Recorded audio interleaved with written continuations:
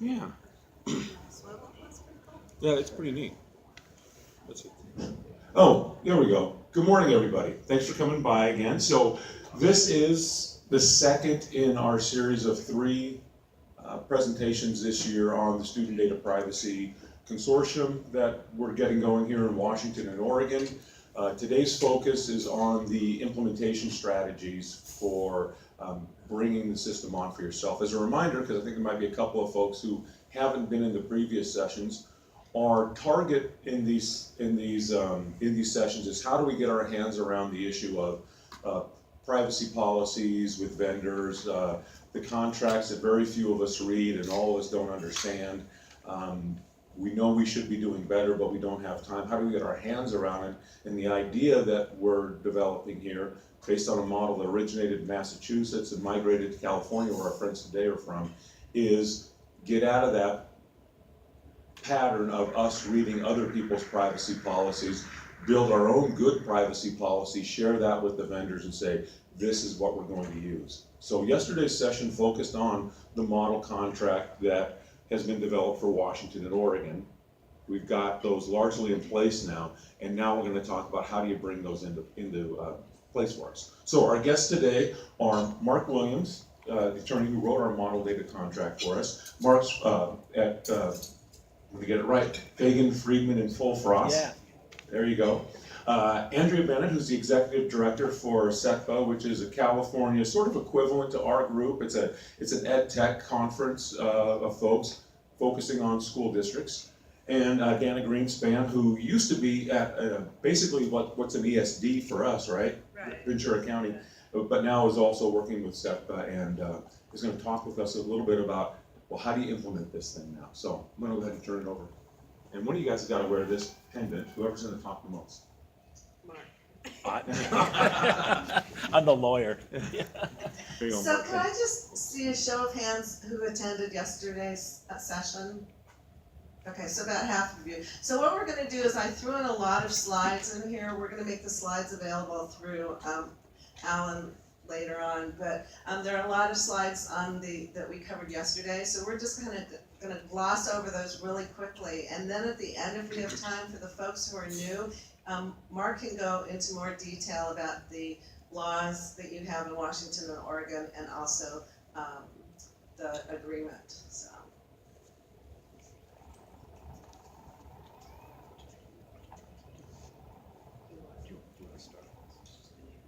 So we'll let Andrew start. Yesterday I did all the time. I forgot to release the microphone over to Andrew, but I'm supposed to. All right, well, may the fourth be with you, everyone. Good morning. So we're just going to start out with a couple of examples, and we are going to give Alan these slides, so if you need these links and this information, you'll have that available to you. This on the left is the Data Privacy Guidebook that we created in California, kind of a joint effort between the F3 law firm and a couple of associations in California. And what it does is it breaks down these laws, and the California laws are in there as well, but it really breaks down the federal laws in a kind of bullet point way. So if you're looking for resources on how to begin to explain these things to your teachers and your stakeholders, this guidebook is a great way to kind of break that stuff down. And that is on f3law.com/privacy. There's also a short video on there called Ask Before You App that you can send to your teachers. And it gives them 5 key points of things to consider before they download an app for their classroom. And then the kind of spreadsheet thing is another great sort of breakdown of the federal laws by I-Keep-Safe. So if you go to CETPA.net and you find the student data privacy page, there's a lot of resources on that page as well. We mentioned briefly yesterday about Google, Microsoft, and Apple and AWS. Google and Microsoft's privacy compliance opinion by F3. Those are posted, or not the one's an opinion, and the Microsoft one is a contract addendum that indicate that they are compliant with privacy laws. So if you're looking for those kinds of resources, they're there as well. Yeah, so if you just want to go through these quickly? Yeah, I'm going to very briskly walk through the two laws, one for Washington, one for Oregon. And I think if there was a theme that runs through both of them, there is a great similarity between Washington and Oregon state laws on student privacy. So that's the nice thing when you're looking at this agreement, as a matter of fact, that we've prepared a rough draft for you. We've actually done it for both states. We're going to break that out to kind of for implementation purposes. But the laws are very similar to each other, and actually similar to a lot of states throughout the country, which will add force later, a couple of years down the road when we go for a national model. If there's one theme that runs through Washington and Oregon law in terms of data privacy as it pertains to technology providers, it's a matter of transparency, allowing you to see what's going on and allowing the public to see what districts are doing and what vendors are doing. So next slide.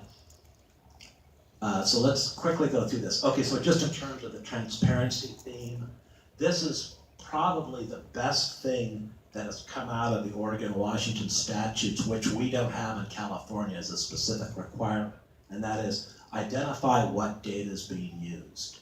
So when you look at our data privacy agreement as an exhibit, and we have copies of the agreement up here if you guys want to take a look at this later, it has a checklist of what data is being transferred, and that's really important for you to be able to articulate to your education community what is the student giving up and how does that link up to the purpose of the service that's being provided. The other thing in terms of transparency, and this used to be a lot more prevalent than it is now, but it's still out there. A lot of technology contracts will say, hey, this agreement is being guided by our online privacy policy. We can change it without notice to you. And Washington law says, no, you can't do that. You can't just change it without notification to the user. And finally, it's facilitating and correcting student personal information, which is a FERPA incorporation. That's what's covered the entity, what entities are covered by Washington law, and the most important one is Section B. Under California law, there's a little bit of uncertainty as to when does this relationship arise between a provider and a district such that these privacy laws kick in. Washington's done a great job of saying it's not a matter of contract. If your teacher's using it, this law applies. And that's a really nice practical way to resolve a problem that's plagued other states. Also, a nice development of Washington law is a lot of times when and this is something you're going to do when you implement the contracts, they're going to say, you're going to get a lot of apps, math apps, for example, that say, hey, we shouldn't have to sign this thing because we don't maintain the math equations on our servers after the initial use. So should we even be covered by this? So it kind of leads to a push-pull in California. And once again, and this is the great thing about working with a number of states, Washington has come up with an innovation that solves the problem that we have, and that is uses student data. So as long as the app is using the student data, whether or not they're storing it, they're covered. Another nice innovation. And then Super goes through the normal prohibitions of use that's in a lot of other states. No unauthorized use, no sale of information, no profiles. Rule applies to sub-processors. We'll talk maybe a little bit later about this. That's the weak link in your negotiations with providers. They know they're complying, but they don't know that their sub-processes are not necessarily following the same rules, and they may not even be under contract to follow the same rules. So that's a nice add to it. And then no targeted advertising. You have to set up an appropriate security program. It's less, in terms of an area that kind of needs to be beefed up in your contracts, is Washington law is a little, and it's the same way with Oregon, it's a little bit light on the exact security measures that need to be undertaken by a provider to comply with your expectations and privacy law. And we were talking with Alan yesterday, this is where you guys come in. This is where you need to focus on what is the level of security and training you need for your districts, and pour in those considerations into the agreement when it's finalized. The good thing is that both Oregon and Washington have data security laws in other areas of your law that have pretty practical tips on how to maintain data security that I think you could import into your agreement. Deleting student personal information within a reasonable period of time after the request. What's reasonable?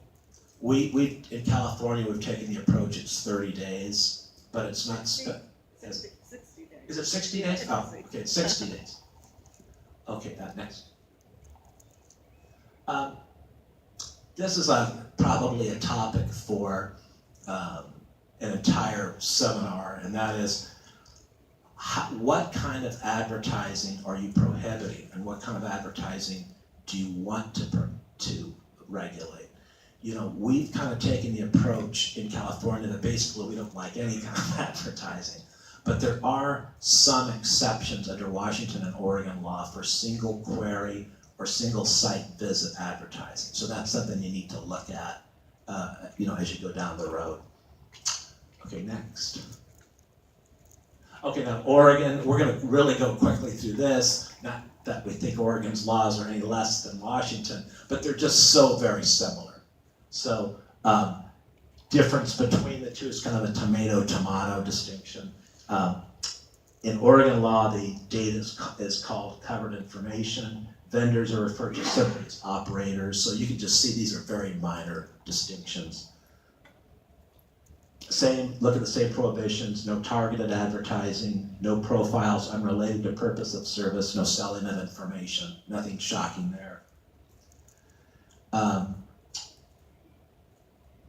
Again, it basically covers, and again, there's some minor nuances in advertising regulation between the Washington and Oregon laws that you need to be aware of. And I think, Natalie, you're going to take it. Here's my camera.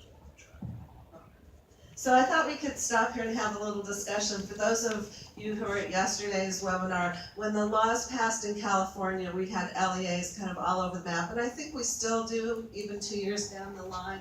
We have some that jumped on board early on and were doing a lot of vetting on their own, came up with their own system to vet the agreements because we didn't have a contract to refer to. Or an alliance. Some others felt like they were on the merry-go-round, that they were just kind of spinning, not really making progress even though. And then some were had their head in the sand, and like I said yesterday, it's really because lack of human resources and fiscal resources. You can just leave it there for thanks.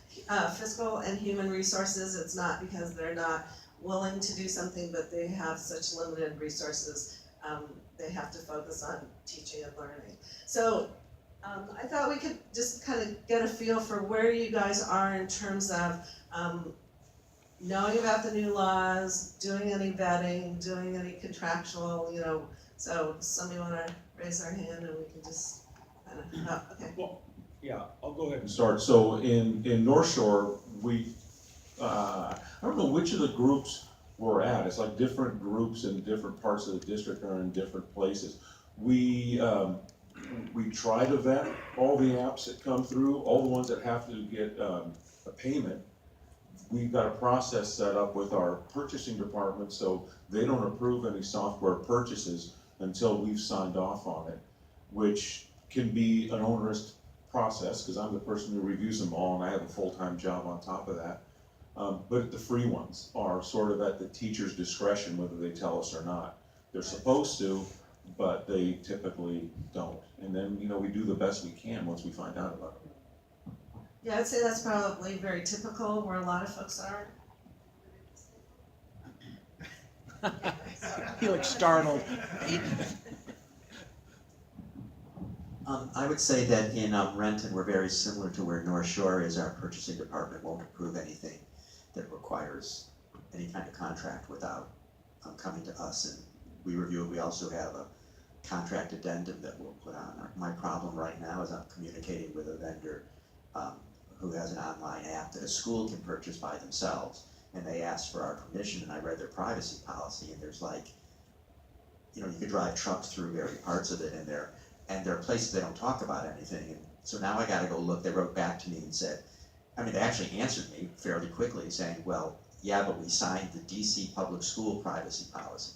So now I gotta go find the DC public school private policy and see what that says, because I asked, did you sign this, I started with, did you sign the student privacy pledge? At least it gives me a place to begin when I'm talking to vendors who I can't tell much from what they've written. Right. So I just am sort of like what Alan says, is it's ended up that I'm the one that ends up reviewing it, and I didn't go to law school for a reason, so so that's where we are. And that's the great thing about this agreement, this state agreement you're gonna have, because now this is where you start. You say, here it is, read it, sign it, send it back, and we're in business. So it makes it a lot easier. And the fact that the agreement, the Washington, Oregon agreements are modeled after the California agreement, the formatting is the same. They're going to see, you send it to a vendor, they're going to be able to recognize that. It's not going to be the first time they're seeing it, so. So I think we're doing quite a bit better job than Alan is, but In so many ways. actually, we're in a real similar situation, and I'm sure there's a lot of stuff slipping by us that we don't even know about, but we have been using the student privacy pledge, and I'd be kind of curious for you folks that have probably looked at that as well as all these laws, is there anything good coming out of that? Are we getting any kind of guarantees? Because we have made some decisions based upon that. Yeah, I would say, my opinion on the privacy pledge has been really helpful with the vendor community in stimulating the conversation.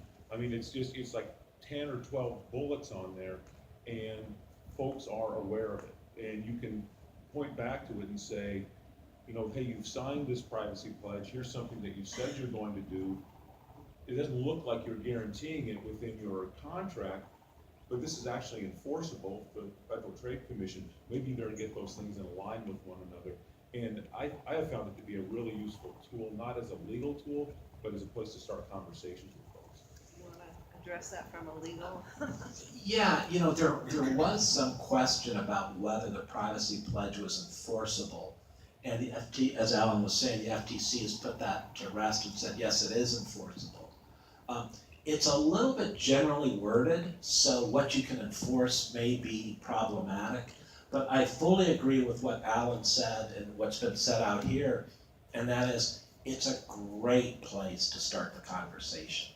Because it's by signing that, the vendor community is saying, we're aware of the issues and we're really trying to get the ball rolling.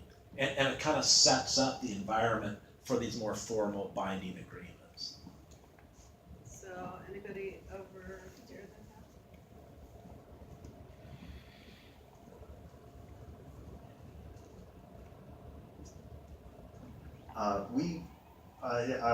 I work with a small private school in Portland, about 520 students, so quite a bit different than larger public districts. But we began, our process with this was changing our Chrome extension management from blacklisting bad ones to whitelisting acceptable. Right. And we had to kind of do a big batch at the beginning of the year to keep everybody moving forward. But our Director of Educational Technology has been working through the list, going through who's done the privacy pledge, who's got a privacy policy, who mentions CAPA and FERPA, and, big giant spreadsheet. We were going to also engage the teachers and we've mentioned it to them, but we were going to have an all-staff training day that got canceled this year due to weather. That we were going to really try to focus on teachers, that concept of this isn't an IT problem. Right. We're one of the chain that is custodians of the students' data. And that chain really starts with the teachers in the classroom and certainly the parents and things as well. But that changing the Chrome extensions from, yeah, use whatever you want except these bad guys, to, well, you can only use the ones that we're allowing you to, and that prompted some, like, hey, I usually use this other tool, you know, why isn't it allowed? And that helped us move forward slowly. Anybody else? Yeah, the sad thing with the legislation was that, as well intended as it is, it kind of put us back into the position of teachers against IT folks. And that was when, so I started my career in 2007 at the county, and that's where I saw a lot. I reported to technology services, and you know, there was this, you know, butting heads against teachers and IT folks, and we got to the point where we were really kind of working in sync, and so this has put sort of a little divide there, and so we really don't want to have that to go back to a larger divide. And for some reason, the legislation falls on IT, and the vetting of resources should really start with curriculum and instruction. They should look at resources, are they curricularly aligned, do they support our learning outcomes for students, and then once they've been approved, then it would be, you know, technology services, but it typically doesn't happen that way.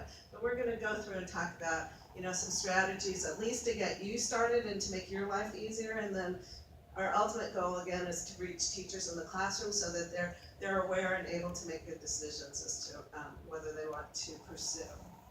Next slide. So the great thing is ACPE under Alan's leadership joined the Student Data Privacy Consortium. And so that was, you know, for us in California, CETPA, my former boss, Steve Carr, was on the CETPA board. We were hooked up with the Alliance folks. He brought it to Andrea and the board, and they really embraced it, and so took on that role, leadership role in the state of paying the membership fee, so it was free to California LEAs, and also to provide that support. So that's a huge, huge step. And when we joined in 2016, there were 3 other states. There's now 17 states. So we have seen tremendous growth, and again, that's going to aid you in talking to your providers. So this is what it's the WOSP, I guess, the Washington Oregon Student Privacy Alliance. So this is actually the registry site. So this is where you can go, you can look to see what other districts are doing. You don't need a login to be able to search the database by resource, application, or district, resource, agreement type, or district. And so again, you can use it to see what like or neighboring districts are doing, what other folks are doing in other states in terms of their contractual status with a particular vendor. That's the URL. And I recommend that if you have your ACPE website, if you're able to put a link directly to, that would be, it's easier. It's housed by CPSD is Cambridge Public Schools, not Cambridge Analytica. Somebody asked one of our webinars, because I kept reporting it to it at the folks at Cambridge, and because we're talking about data. This site looks identical to the California site and to every other state site. So it's built across, to house agreements and resources across the United States and various states, which is nice. And if the first step would be to go there and click join us. What we've done in California is we've done deliberate, slow onboarding.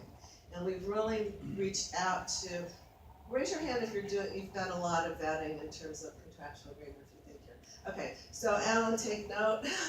We need to make sure that those folks get trained first. The great thing is when we did early onboarding in California, again, we picked a handful of districts that had done considerable vetting on their own. Again, this is prior to our statewide agreement. And so they were able to publish their resources, and you can do it via spreadsheet. And so what we can do is hook you folks up to look at the California Alliance site and find a district that has similar resources to what you use and get their spreadsheet. And so that's going to make it much easier for you. You just have to tweak that. So that's one way to leverage the work in California. But yeah, so we did the deliberate onboarding. We wanted the data to be credible that's in the site. You know, we could open it up to all of our 1,000+ LEAs in California, your 400+ LEAs in Washington, and I'm not sure how many there are in Oregon. But what happens is if you're not trained to use the site, then the data is only so good. It really matters how when there's an Exhibit E, for those of you who were there yesterday, that's the piggybackable piece, so a vendor can sign the agreement with a particular LEA, and then opt to sign the Exhibit E, the general offer of terms, which makes it good. Any LEA in that state can just co-sign the agreement and notify the provider that they're participating. So that's really a way to leverage agreements. But there's a way to upload it on the site so that you upload yours correctly. When I'm a subscribing LEA, I will then see the full agreement. So there's some little nuances into how you do things, and if you don't do it, you're not trained, then the data wouldn't be credible. Yes? So we get some student data out to people that aren't software vendors. For example, Light Touch Photography wants a certain amount of data, and most of that's directory information, so we're not too worried about it. But have you guys used this agreement for those kind of folks to local transit maybe who are looking to do mayors on carpooling and that sort of thing? So here's the legal, and I'm not the lawyer. You know, you raise a pretty good point, and that's, this is designed for cross-site enterprise level kind of contracts. We use it for kind of single transaction or smaller vendors. It's a little awkward sometimes at kind of the lower level.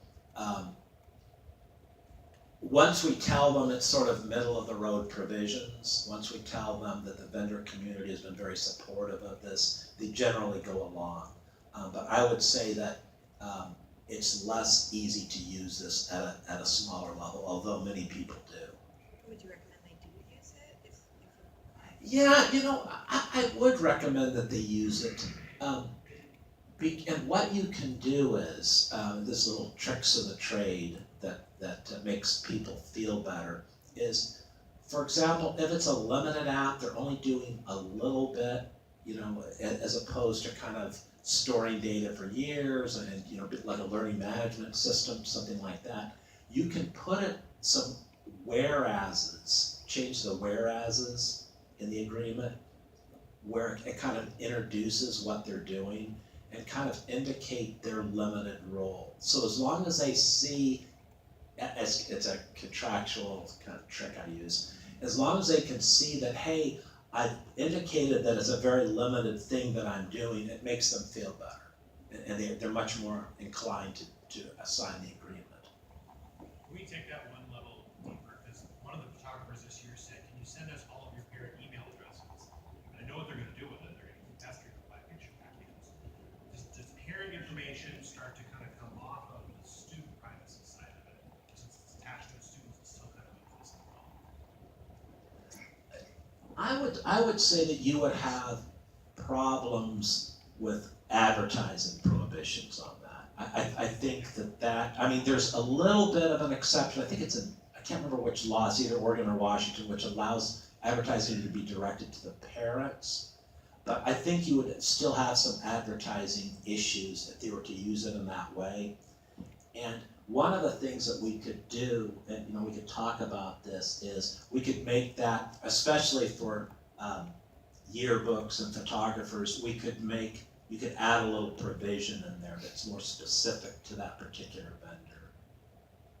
Mark, you think of like an addendum that you could attach to the model contract? Yeah, something like that. And that's something, you know, there's, as this kind of proliferates through the community, you know, the education community, having sensible adaptations that are specific to the problems of a particular, or the challenges of a particular sub-industry, I think that may be in order. I don't like to use that a lot, but I think we all here have to recognize that there are some types of information transactions that can be pretty limited and the risk profile is pretty low, so that, you know, that we can have that kind of attachment. If you'll, so that you guys understand how the so you guys understand how the tool works, I'll stand up, is you can upload the model contract itself, and then Cambridge has really leveraged this piece where they'll have specific addendas that they attach to different kind of agreements that they have. So the model contract itself stays intact. You don't modify the model contract. There's reasons why you wouldn't want to do that. And then you just attach addendas for a case like like what you're talking about there, where you wanna say, I'm specifically gonna carve out parent emails, because it's applicable for this particular vendor, but it's really not something I'm worried about for vendors in general. And I would say if the photographer is asking for parent emails, throw it back at them and say, I'll send them an email where they can opt in. And so you come up with a way for them to sign up. And you don't have to go through the contracting piece, just let the parents decide. Yeah, just make it practice. Yeah. I'd be just worried about really annoying the parents. Yeah. And all of Exactly. a sudden you got market, even for school pictures, like, Yeah. oh man. Yeah. My answer was definitely no, but it was just that, when we start talking about student data, how much of it touches that parent information? Well, the example you use is a great one too, because I don't know how you guys do it in South Kitsap, but, I mean, I don't manage most of the agreements with the photographers, right? That happens out at the buildings. What I'd like to do is, so the question becomes, if I tell the vendor, if I get a chance to talk to them, I can tell them, we're not gonna do that piece, but the folks out at the buildings, you know, they go ahead and give data away sometimes, and if I've got an agreement in place that says, you're not even gonna ask us for it, and they do it anyways, well, we got a different problem. And so you can look, if you want to see the California agreement, California Student Privacy Alliance, you just change the WO to C. So WO is Washington, Oregon, California is CSPA, and you can go on there and see, we're gonna do in our next session deeper dive, and I'll show you kind of what your site looks like and what the California site looks like. But for those of you who aren't staying, you know, feel free to go ahead and visit the California site. Next slide. So the first thing that you want to do is you want to register for an account, and then the second thing that you want to do is you really want to understand the agreement. You want to make sure you've read it. When you sign up for a training, if we follow the California model, we spend probably half of our time actually going through the full agreement, going through the various clauses, what they mean. A lot of working with vendors and jumping out the gate, local vendors who are not nationwide, who have not seen this agreement in California. You want to understand the agreement. It's an education process. So the better you know it, the more you can explain it to them. And so again, we go through that training to help you, during the training, to help you understand what it means, so you in turn can explain it to your vendors. Next slide. So the agreement, that we talked about in California, we're using a locked fillable. This is one of the challenges you're going to come up with. We originally had the agreement in Word format, and so we were, you know, getting questions from districts. Well, how do you know, other than a side-by-side, line-by-line comparison, that the provider has not made changes to the agreement? So we came up with a locked fillable PDF, knowing that, yeah, you can make changes, but it's a little bit more difficult. Now we're starting to hear now that the locked fillable has been out for a year, and we're moving towards version 2 in California. Your version 1 will be the equivalent of our version 2, so you have the newer, greater model.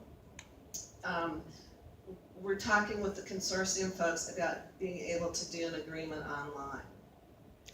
So I know in Massachusetts, they were saying they have to have wet signatures. Currently, we have a wet signature in California, but we'd be able to put the agreement up. The provider would be able to log in and sign, and so that's one of the things that, you know, right now we'd recommend the locked fillable because it does cut down on a number, but again, it's not foolproof. So Andrew and Mark, do you have any advice about that? Yeah, just be aware, we've had, and I don't know which vendors, I'm not gonna say which vendors did do this, but we have had incidences where the PDF has actually come back and it's been changed. And they're not telling the LEA that they've changed, so they're still having to go line by line and make sure that everything is the same, so just be aware. Just a quick add, I really back up what Dan was saying about knowing the agreement. Because once you know the agreement, you can see where stuff's been added. So as recently as yesterday, I was looking at an agreement that was supposed to be the CSDPA, and in there they had same formatting, same text. They had sections about protecting the intellectual property of the vendor.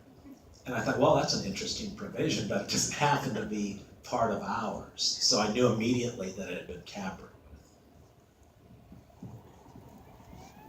The other thing that's helpful is really having common language, and so in the onboarding guide that you'll get when you are trained, there are sample emails. So again, when you're reaching out, early on folks were saying, okay, here's the agreement, and sending it to vendors, and LEAs were not really, every LEA was coming up with their own introductory email. And so what they asked us to do is to come up with some common language, so that's there. Again, it helps not only from your perspective, it saves you time and effort, but the vendors are hearing and seeing the same language. So now they'll have seen it in California, they'll see it from you folks, they'll say Texas is coming on board in June, so that's going to make everyone's life easier because it's a big state.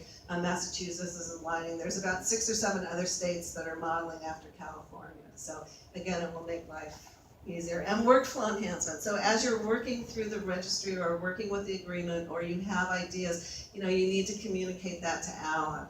Being a paid member of the consortium, Alan and the CETPA group, ACPEnw and CETPA, are able to actually have a voice at the table and represent you, and we've seen a lot of improvements and enhancements to the registry site based on feedback from LEA. So it's really important to have that communication loop.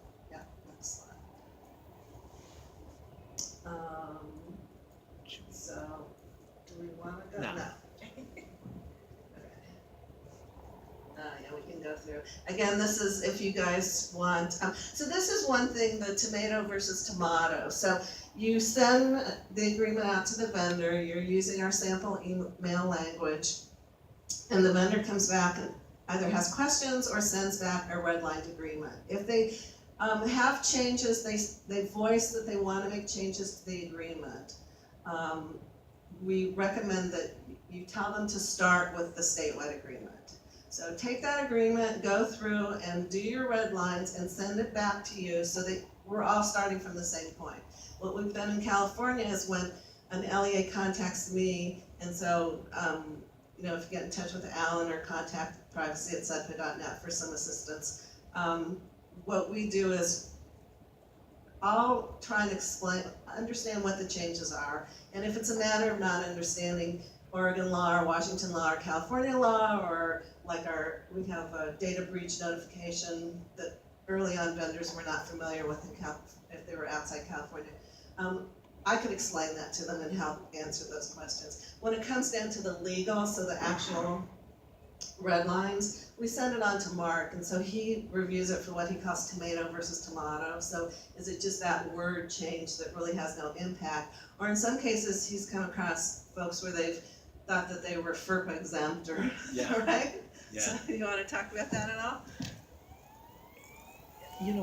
One of the nice things about this is this agreement, or any agreement that you adopt, is that it's a great educational tool for the app community, especially the smaller apps that don't know about FERPA, even at this late stage, or COPPA, or your state privacy law. So it's an education tool for them. And one of the things, especially for your agreement, one of the great selling points you can use to reluctant vendors is 2 things. One is, this was designed to be middle of the road. This is not a list of prohibitions, or you're a bad vendor if you don't go along with this. This is middle of the road, how are we managing a data relationship? And the second thing to keep in mind is, you can tell the vendors, hundreds of vendors have looked at this agreement and signed off on it. Hundreds of vendors have made minor additions, so a lot of the stuff that was in the early version is not in your version. So this is a pretty streamlined, vendor-friendly and vendor-accepted document. Do you want to talk about your roles of sub-processors and also the approach to boot campaigns? Oh yeah, couple of things, and this is back to the weak link thing. What you're gonna get when you first start talking to vendors about this is they're going to be okay with it, but they're worried about the sub-processors, the third-party people that are performing a particular function for them. They may not even know who those third parties are. So they're gonna have to, so there may be a delay in getting this signed with them because they're literally going to have to find out who they are and get them to sign the agreement or a variation of this agreement to come into compliance with that. So be ready for that. You know, they're gonna have to learn their own company structure. I don't mean that in a sarcastic way, but this industry works with a lot of third parties on limited term contracts. The second important thing about this is that it's starting to filter up and change the contract culture of even the largest companies. So for example, and we ran into this, some of the big holdouts to this agreement were the textbook publishers. You know, they're saying, hey, we're nationwide, you know, why should we do a Washington agreement or a California agreement? But once we kind of indicated to them that, hey, these provisions are kind of nationwide in scope and other companies are doing it now, recently, they're finally coming on board. Where's Pearson? Has Pearson signed? Yeah, so Pearson signed. Pearson signed. Yeah, Pearson signed. That's amazing, because they had one of the worst privacy. It was 2 years ago, I tried to ban Pearson in our district, and we were using some special ed stuff. They said it was the only place they could find this test that they needed, because they did not or anything. You know, and that's the, I'm sorry, Oh, yeah. go ahead. I was gonna say, in terms of getting the textbook, if you get some pushback, and you might from the textbook guys, say, hey, why don't you textbook guys jump on the California website, because we know you guys have signed off on theirs, and ours is very similar to theirs, so you should be able to sign off on ours as well. Let's see where I would ask, which Pearson? Oh, yeah, yeah. Oh, that's true. So, Good question. That's actually 2 points there I think that came up that are great ones for us to talk about are your point that which Pearson. I mean, this is why I think this is very useful for school districts. If you go up to Pearson's website, they're such an acquisition company that they have so many privacy agreements that are conflicting, and depending on which link you follow, it says, by going through this page, I'm responsible for this privacy policy, and I go to another page, and now another privacy policy is in place. Having something like this that says, in your conversation with Pearson, is I can't even keep track of which privacy policy is actually applicable. That's part of why we have to do this. You've given me no other option, and this is what we need to do. I think that's going to be a very effective point for us to make. The other point I wanted to bring up was when Mark was talking about the third parties who are doing business on behalf of the vendors. It's going to be a place where you'll get some pushback. They'll say, you know, I don't know what these guys are doing with the data. That is so similar to the teacher who tells you, I don't know what data the system is collecting. And your answer in both cases is, you have a responsibility to, right? I mean, that's not actually the great argument that they think it is you're telling me that you are managing student data in a way that you have no concept of what is going on. Is that the point that you really want to be making here? Or do you want to say, I guess I got to do a little homework and be a responsible person? And I think that is a place where you're going to get pushback. I think that's a place where you should definitely push back on them, though. Yeah, you know, one of the things that, you know, in terms of getting all-encompassing agreements, Andrew, is that what you're thinking about? Yeah, I was just thinking with the GDPR, the companies are more likely to understand the importance of the sub-process. Right, yeah, and that's one of the things that we're going to be, did we?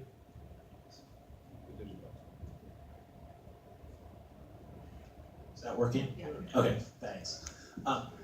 One of the attachments that we're going to have for offer for this agreement is the GDPR. And the GDPR is also interested in sub-processors, and this will allow your agreement to have a larger scope. One other thing about in terms of drifting upward, how this is, having an agreement like this can change the culture and push it upstairs to the big companies. We are getting a lot of interest from, the big 4 or 5, I call it, who are aware of this agreement and want to have some type of equivalent to it. So we've worked with Google, Amazon, Microsoft, and Apple to come up with equivalent agreements. It's, you have to do it a little more on their terms. It's going to be a customized agreement, but at least the principles of the agreement are going into their agreements. So maybe a question for the California folks, but so Pearson, 1,000 products floating out there, some of you don't even know are Pearson. So if you have Pearson and they sign one of these agreements, are you making the assumption when you have a teacher say, I'm going to implement who knows what, that it's all good, or are you actually looking into that product review? This is one of the great things about coming to conferences like this and getting input from people like you, is I hadn't even thought of that until he brought it up. So I think for somebody like Pearson, I would think we would want an umbrella agreement Right, and to also extend across all divisions. making sure that, so one of the things we've struggled with is when we get the Pearson agreement is, they don't list all the various programs, resources that it covers. So we're trying to nail down and actually ask them to identify. Putin Mifflin wants to work with us, and they actually reached out to say, okay, we want to identify Much more cooperative. whatever products we have. They're actually part of the consortium, part of the Student Data Privacy Consortium. And McGraw-Hill is sort of in the middle. They've had a lot of implementation issues in California with some of their products, so that's kind of made them more willing. But yeah, so we're trying in this next version when we get our California V2s really to identify in probably in section A, which is the description of services, to actually list every product, or if it's excluding, if there's too many to list and it excludes certain products, what the exclusions are, so that it's very clear to folks what's covered. So Yeah, it has been a struggle. I was looking at Exhibit E, and if we were to get them to sign that, and then I sign it, it doesn't really even say the product name, so. That's, once I put this mic down, I'm gonna run over and write this note down to make sure we start addressing that. Oh, okay. Well, okay, yeah, and so we were gonna have Exhibit E next, so right quickly, Mark. Go ahead. No, I can do it after. So Mark's gonna talk about, so this is the piggybackable exhibit that really allows you to leverage the agreements that other districts have. One of the things that we struggled with was, how do we scale this up? This whole effort has been, how do we reduce your administrative burden? How do we reduce your legal costs? And having form agreements is one way to do it. The second thing is, how do we scale up so that once somebody reaches an agreement, one district reaches it, that everybody else can avail themselves of that same agreement. So it came out with what's called an Exhibit E, and it's called the general offer. And it's a very old concept, but basically it's something where, in the old days, a grocer would say, anyone that comes in today gets apples at so many cents a pound. That's a general offer. I will hold this offer open, come in and get it now, and everybody that buys it will get it at this price. So this is a fixed general offer. It's for a period of 3 years. When a vendor signs off on this, if a district wants this privacy agreement, all they have to do, the entire transaction, is you're signing at the bottom. And then you email it in to a contact person listed in the agreement, and you're done. No more negotiations in terms of privacy is needed. It's over. And vendors love this provision because they realize they don't have to negotiate, and they're not going to have fragmented agreements. It all goes to uniformity, and everybody's saving costs. I really like the suggestion made by that gentleman about having it, apply to all the different products that we've listed, and that's something we'll work on. So after go ahead. So in addition to that, and I'm thinking of the big boys that go around gobbling up other companies. Yeah. As HMH or Pearson acquires these other companies, how often would you suggest that, we try to keep track of that? Or is it just as somebody wants to come into the district?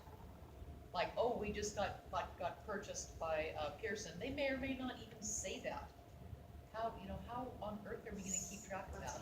Well, I think that if they were to have an agreement, I mean, would this cover? let's say it's, XYZ Analytics out there, Yeah. right? Somebody you're already doing business with in Edmonds. Part of the agreement, if you already have one of these agreements in place with them, one of the things that they are responsible for, if they've sold themselves, is to notify you that there's been an acquisition, they're moving some of the assets over. So they have to let you know, unless they're gonna be in a breach of the agreement, that they've moved over, right? And that will give you then the opportunity to say, okay, do I need to, and let's say it's Pearson, because it's probably Pearson, who's bought them. And then you get to go back and look at that agreement and say, do we need to modify this at all? But they need to let you know, I mean, that's part of their obligation. Yep. Could there be a feature that, like, subscribe to, you get notifications when, a company that you are interested in, an agreement has changed? You can kind of go, oh, I better go and look, this tool is gonna help with notifying us, making us aware of what the win. Yeah, so it currently does not do that, but that is on our list to do. So the request that we've heard is, when CSDPA, WOSDPA, DPA is signed, that the LEAs would be notified, so you'd know automatically and so changes to the agreement or sales or things like that would also be good. The consortium is actually working on provider tools to get provider members to be able to log in, and it's not operational yet, but one of our on our wish list is actually to be able to, the provider logs in, sees the various data agreements, signs the general offer, and then pushes that out to its client LEAs so that they're doing the work, you're not having to do the work. So, but suggestions like that, feed them to Alan, feed them to us at CETPA are great because we'd love those, yeah. Another thought is, in addition to contracts, is the tool also accompany other metadata about the process that, let's say Alan, evaluates a certain product, and let's say I did trust his judgment, I said, okay, I'm gonna go and rely on him, and not that he's doing my work for me, but if you were to I do say, a lot of this tool only collects this, so here's kind of what you learned from that process. So, And I wanna learn from that, so I'm not starting from scratch. So the Australians are really good, they're part of the consortium, so we're not just a national consortium, we're now an international consortium, and they're actually working on products, on a tool, and it's gonna be ready probably within the next 12 months, I guess, that will actually be able to go, and so I'm a teacher, I have a resource, I can apply this tool, it will actually go in and look at the data elements that are being collected. So then I can, at some point when I understand data privacy and my role in data stewardship, I'll be able to say, okay, well, this resource collects only, a small amount of data that's directory information, whatever. This one collects a lot. This one might be my better choice to look at. So that's one of the enhancements the consortium's working. Yeah, and there's also a notes field. So when you go to add your agreements, you can put notes in there. I don't know how people tend to use the notes when a product is declined or a vendor balks at something more than doing it proactively. But in the agreement, there's Exhibit B is the data elements, and so when you send it to the provider, you're actually asking them to identify the data elements, and then you really should sit down and have a conversation, not just say, oh, this is what they accept. But my former boss, Steve, former CETPA president, said less is more. You want to take the data elements that the provider set gives you, that this is what we're collecting, and then really assess, do you need to have all those data elements being collected? And that's another thing when you're piggybacking off of an Exhibit E, we recommend that you look at the original agreement and look at that Exhibit B and see if you want the same data elements collected on your behalf. If you don't, then you can just co-sign the Exhibit E, attach a new Exhibit B, and upload those together. But you really want to have that, you have a responsibility as well in that process. Okay, anything else, Mark? Okay. So, knowledge of the the site, so you wanna understand the site, how it works. Again, if a provider refuses to sign, they can show up as declined, and nobody wants to show up as declined. So just so you understand, we did the training in, do three a month on average, and we had a district, a K-8 district, Oak Grove, up in the, Bay Area, up in the San Jose area, that took a training, and they have 3 atectosis, so I know they're unique, you know, it's even though they're a small district, they, have this great team. And so what they did is, 3 guys, after they attended training, sent the agreement out to all 200 plus vendors that they do business with. And so, you know, some providers signed, no questions. When they got nays, they would bring me into the picture to do the explanation. When they were redlining, we turn it to Mark. And so some of those nays that out and out, like picked a chart and said, we don't sign privacy agreements, when we showed them the alliance, and again, at the time there was only 4 states, 4 alliances, and they saw that it was public facing and there was information about their company, you know, they don't want to show his decline. And so they came around and they actually went back to the table, had their legal team review it, said, yep, we can sign this, and so they signed.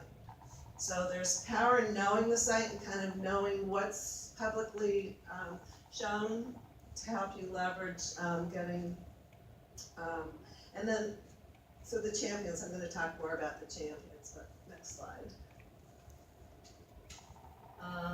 Next slide. We did that. So understanding the laws and the common language, again, is really important. So Alan has the onboarding guide. We're going to be updating that information, but again, if you start getting questions about where people want, you know, asking for the same, we have FAQs that we just added to the CETPA website. So if you go to CETPA.net, programs, student privacy, there's FAQs on there, and it talks about, you know, how do I, you know, get my, if I'm a vendor, how do I get my agreement signed? Because now we're starting to get vendors reaching out to us saying they've seen it, they want to sign it, and how do they get, you know, and so we work through LEAs, so, but all that information's out there, so, yeah. So we recommend that you take the agreement back and you share it with your cabinet and your legal team, whatever legal administrative processes you have in place, to make sure that they're on board with it. They may want a slight modification if there's something in there that your district can't live with, or something that they feel needs to be added. Right now, you want to communicate that to Alan because you're still in the final draft stages, and it might be something that should be in the overall agreement. If it's specific to your LEA, then it becomes a district modified agreement and it loses its scalability. So we've had districts in California that are fine with that. We have other districts that are really committed to the scaling and to being other LEAs being able to leverage their work. And so they really don't want to make changes. And so again, it's your individual call. And then you want to create your template. So you download the agreement. Once it's finalized, it'll be on the site. You can download it. You just fill in the blanks. When we get to the point that you can fill it in online, you would do that online. But right now you have to. So you put in the name of your LEA. You know, who's authorized to sign. Leave the signatures blank, obviously. And then when you send it to a provider, you fill it in. The folks that I'm going to show you at the end, the Oak Grove folks, actually created an automated form that fills it in, but we don't have that functionality. Just to fill in here, for folks who weren't here at the session yesterday, in Washington, we're having it vetted by, North Shore's having it vetted by some folks at K&L Gates to just make sure it's completely in compliance with Washington law. Beaverton's leading the effort within Oregon. They're having their council look at it also. Once that's done, we'll release it out to everybody. I would really recommend that if your district decides we want to make a modification, if you can, do it within an addenda, if at all possible, rather than modify the core agreement. As we were saying, there's strength in numbers on this, and so if you've got an outlier agreement that is unique to your district, it doesn't work for everybody else, right? Everybody else maybe can't sign the Exhibit E then at that point. So try to stay away from that if you can. Alan, what's the timeline on North Shore? On North Shore, it'll be weeks, not months at this point. I mean, I think, Yeah, I I think think we're that's fine. very close. Yeah, very close. I think Oregon's a little further off. I'm not sure why, probably just because, North Shore's better district than Beaverton, more than likely. Did I hear some rivalry going No, on? I mean, Andrew, you guys get it like noon, right? Well, if we didn't sleep under our desk for 3 hours a day, we'd probably be close to it. Yeah, that's true. Yeah, well, yeah, we would all agree that Steve, their director, is to speak on, but besides that, I'm communicating with a vendor literally 2 days ago. I'm trying to get a reply together. And I'll take this to my cabinet. I'm not too worried about any problems. My question is, what do I tell the vendor right now? Do I send them to sort of the SEPTA page? Do I say, take a look, this is the kind of agreement that we're going to require? And, coming from Washington, sending from California, then telling them, oh, by the way, Texas, Massachusetts has it, Texas is gonna be joining, just sort of. Yeah. I just wanna know where to go.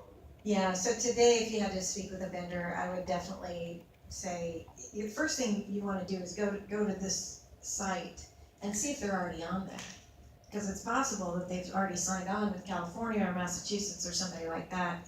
And if they are, then you can say, you guys have already signed on to this, we're gonna have, something similar here in 3 or 4 weeks. So be prepared. There's copies of the draft agreement here if you guys wanna take it and just have it at hand as well. The other thing that we did at CETPA, and if you remember, we did this, I think it was Clever and Canvas. You could talk to them about being a pioneer vendor, and promoting them with your organization, the early adopters, and they can get pretty good public recognition for that as being an early adopter.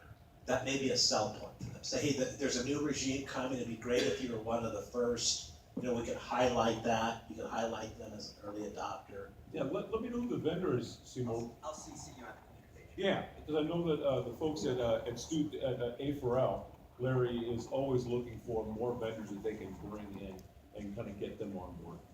So is this the kind of thing where, let's say, I start that process with the vendor and I'm seeing, well, they're not listed there.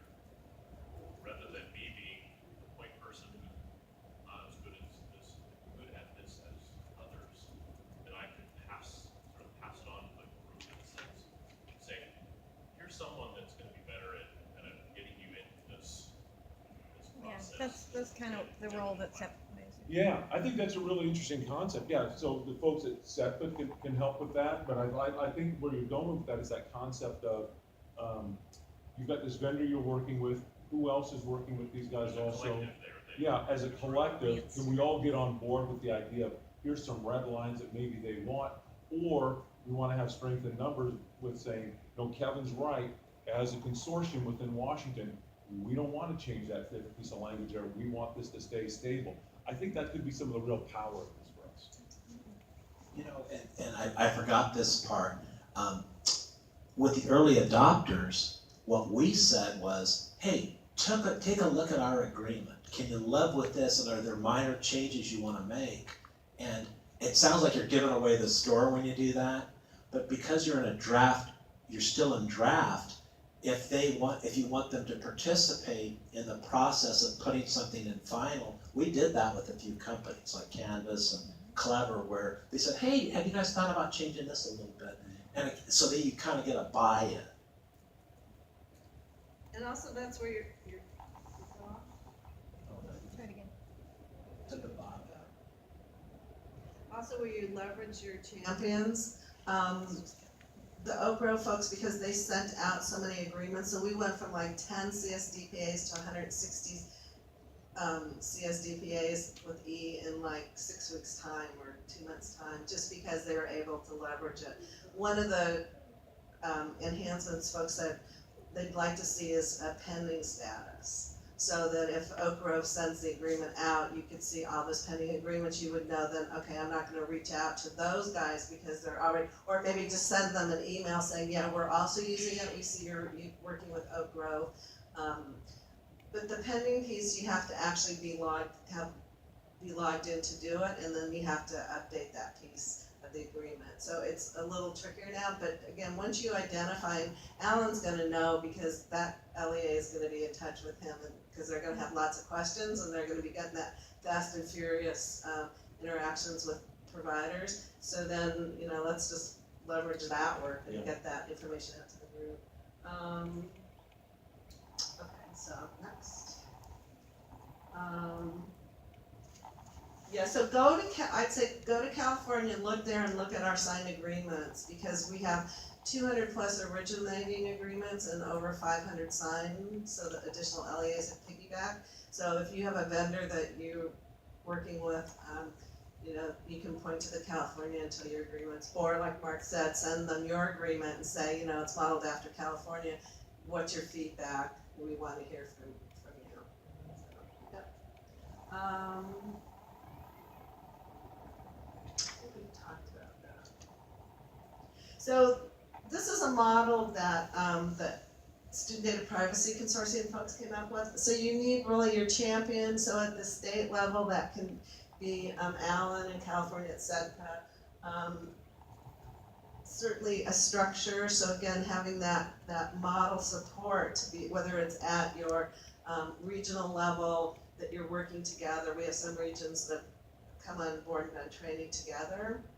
And so they're kind of that immediate support group for each other and communicate, because they meet regularly, they can talk about the status and their frustrations and things. So whether it's really that structure at the consortium level, then the state level, and really having that model. You just can't say here it is and turn it loose. The legal, we could not have done this without Mark. When the agreement was put together, it was a collaborative effort. It wasn't Mark or just a single lawyer writing the agreement. That's also important for providers to know. But we couldn't do it without his ongoing support. Being able to say we have redlining or we have issues or have questions about how do we work with a yearbook vendor, that kind of thing is invaluable. So it just could not happen. And that's part of the resources. So at we're a resource to LEAs, but then we look to the consortium and to the folks at Cambridge to be a resource. And so what we're trying to do is actually build that network of resources so that we'll have state level administrators. Like Alan can go and approve accounts for you guys, I can approve accounts for California, but I'm limited to that from an admin. So if a district changes their contact or has some difficulties, I can't actually go in and access, so we're trying to get that. So here's what the Oak Grove folks did, and I think that Google is still good, but so they actually have on their website, so on the website, when you start publishing your resources, there's a redirect page, but they came up with their own redirect page, and so similar to what someone over here was saying, that they whitelisted their agreement. So they have their vendor good list, and then checking the database. So and there's actually, so when this was done a year and a half ago, there was just district or resource name were the only ways to look, and now you can actually search by the agreement type. And when you search by the CSDPA with Exhibit E, you're going to see a blue target. You can actually sort that field. Those are the originating agreements, so you'll have that same functionality. So here's, again, the sample email with links to the Alliance site and to, again, that standard verbiage to help providers know what's going on. And so this is something that they have that's unique to, and it's not showing up, huh? It's, That's oh wait, interesting. hold on, let me go on the next How's slide. it? Oh, there it is. Okay, so they use a Google form that they actually send to providers along with the email. And what that does is it autofills their agreement, and we don't have that functionality. And then what it also does is it so it creates the PDF of the agreement and emails it out. And that would be something that we would be a great enhancement if we can do that at the consortium level. So they actually create a spreadsheet from that Google form, but also there are spreadsheets available. So like I said, if you go through the California CSDPA, you search by the CSPA, the Alliance site, and you search by district. And I'd say start with Oak Grove. You may want to look at Irvine. You may want to look at Cupertino. And or search by, you could search by resource and find some like resources that you use, and then see what districts are using it, and then do the search by district.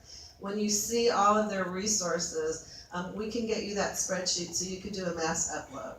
So the system actually does this for you as well, and you can just tweak it, and then it'll make your life easier. So here are some of theirs. We're a free product. We don't have resources to spend on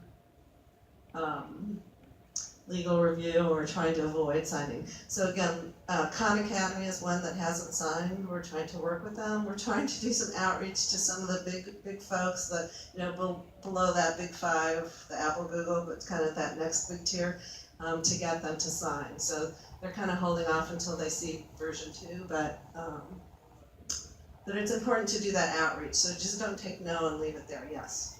Why someone like Khan Academy not? What was their objection? So their thing is sort of like what Mark had said earlier, we're international and we have our privacy policy and everybody's going to adhere to our privacy policies. We don't look at individual agreements. The other thing is that for a long time, under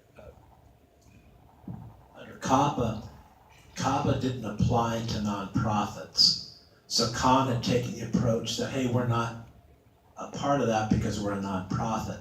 Under California law, CETPA applies to nonprofits. So there's a kind of a culture change that they need to kind of undergo.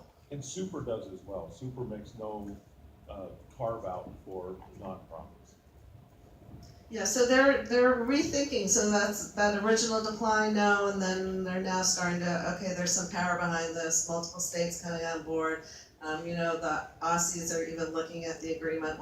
Once Mark does the GDPR analysis, they said that they would consider, looking at it, using it potentially as a model agreement. So we've had traction, but yeah, just don't, if you get a no, don't just say, oh, they refuse to sign and leave it there. Next. So waiting. So again, if we're able to have that, a good way for you to go in and see what's pending, that's going to, cut down on some waiting time for everybody, hopefully. And then this is the way you add the agreement. So we're going to talk about this in the next session, but it's really important to understand how to add agreements correctly so that other folks will then see not only their piggybacked agreement that they signed, but the full agreement. And you can reach out to those guys, and there'll be the hyperlink in the presentation that Alan makes available to you. Great guys, they really put us over, kind of over the hump. And so then so there are champions in getting Exhibit Bs, and we have another district, Oxnard, who took those Exhibit Es and signed, and they're probably our #1 district in terms of leveraging those existing Exhibit Bs. And their resources, that's also a hyperlink to their Google folder if you did want to use that Google form piece to help you. So questions? Yes. My question's about apps that we've already going backwards, and that's the one part of it. And even if they have signed an agreement and their online agreement, once you did click agree, and does that need to match before you actually agree? So do you want to talk about the part in the agreement where it overrides Can you Yeah. repeat the question? What happens if you have an existing agreement with apps, and how do you reconcile the app terms of use language with this privacy agreement? The second part's the easier question, and that is the privacy agreement overrides the terms of, there's a section in there that says this takes precedence over your terms of service. The second part is getting the apps to kind of change kind of in mid-stride has been one of the big challenges for us, and getting the app buy-in, especially for the smaller apps. And that, I think, it's a matter of education, reaching out to them. We're trying to work with their associations to try to get, Apple has said that they will partner with us to try to get more app buy-in, but that is a struggle, and I don't know if anybody else. And in terms of getting your resources added, so we say inventory your, use the Alliance site to inventory your resources, so you know what's being used. And then start with your enterprise resources. You have contracts that are coming up for renewal, for the upcoming school year. So start there, start with your enterprise, things that you use district-wide, and then work your way down.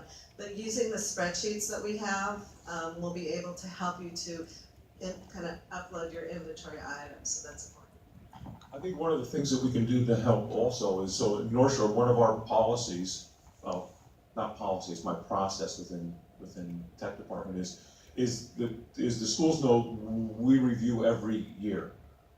Because there's always the complication that, vendors change their agreement and I somehow didn't get notified, so our teachers know I'm gonna review these things starting in August anyways. So what North Shore can do is, and assuming that we use some of the same tools, I'll start sending this out to those folks instead, and hopefully we'll get a bunch of them to sign, so that for you guys, it'll just be a matter of signing off on Exhibit E then at that point, and it'll all be in the fold and it'll all be covered. So hopefully we can help you with some of that. The second piece that I think is gonna be helpful, and Marty was here earlier, Marty Daybell is the CEO for WSIPSI, for folks that are in the cooperative, is WSIPSI's a member of A4L also. I'm gonna reach out to Marty, and then in Oregon, reach out to Thomas Richards at OATC, who's on the board here, and see if we can't leverage those folks, because they provide statewide, multi-statewide services, and have them be also kind of a gorilla in the room for us in these conversations, where they can leverage that conversation of, hey, WSIPSI represents 265 of the 295 districts in the state. If you get on board with this, we can represent your product out to our group as saying, these guys are okay. And I think, that to vendors, that's gonna be a great thing.